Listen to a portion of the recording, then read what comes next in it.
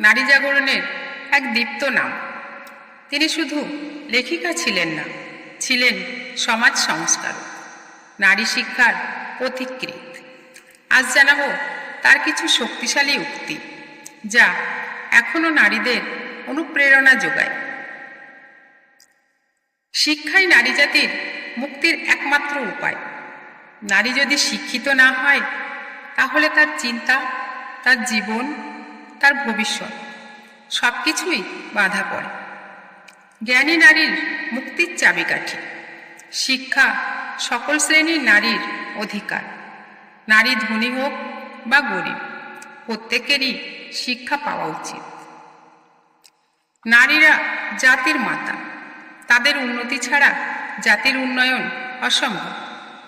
একজন শিক্ষিত মাই পারে ভবিষ্যৎ প্রজন্মকে সঠিকভাবে গড়ে তুলতে। পুরুষের চেয়ে নারী কোনো অংশে কম নয়। সুযোগ পেলে নারীরাও সব কিছুতেই সফল হতে পারে। সুযোগ দিলে নারীরা সমাজ, শিক্ষা, বিজ্ঞান সব ক্ষেত্রেই এগিয়ে যেতে পারে। আমাদের সমাজে মেয়েদের শুধুই ঘরের কাজ শেখানো হয়, জ্ঞানের আলো থেকে বঞ্চিত করা হয়। এই সংস্কৃতির প্রতিবাদেই বেগম রোকেয়া কলম ধরেছিলেন, কণ্ঠ তুলেছিলেন।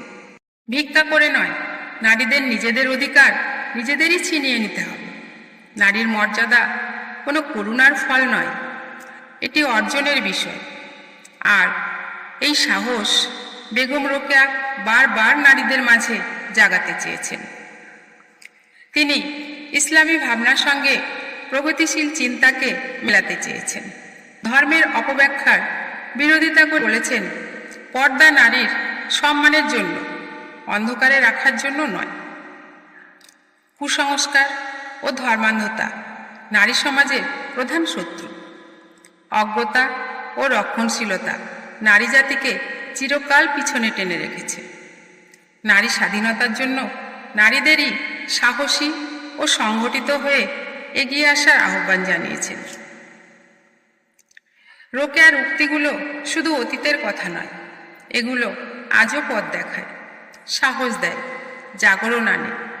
আপনার কণ্ঠেও ছড়িয়ে পড়ুক এই আলো। ভিডিওটি ভালো লাগলে শেয়ার করুন। আরও এমন অনুপ্রেরণামূলক কন্টেন্ট পেতে সাবস্ক্রাইব করতে ভুলবেন না।